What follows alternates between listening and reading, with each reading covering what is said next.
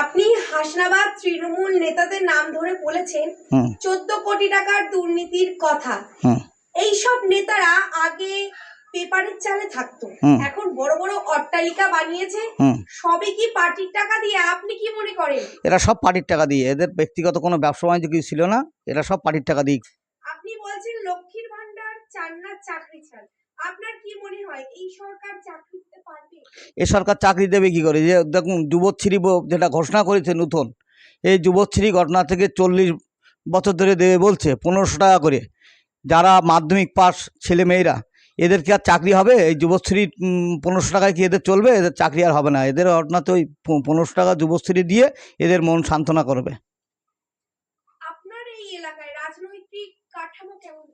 আমি যা আমার এলাকায় রাজনৈতিক কাঠামো দেখছি, ঘটনা থেকে আমি মানুষের প্রত্যেক দিন মিটিং মিছিলে যাচ্ছি আমার দলের, আইএসএফের দলের, তাতে করে মানুষের যা সাড়া পাচ্ছে, তাতে এখানে আইএসএফ উত্তর বিধানসভা, বসিরহাট উত্তর বিধানসভায় 100% জিতবে।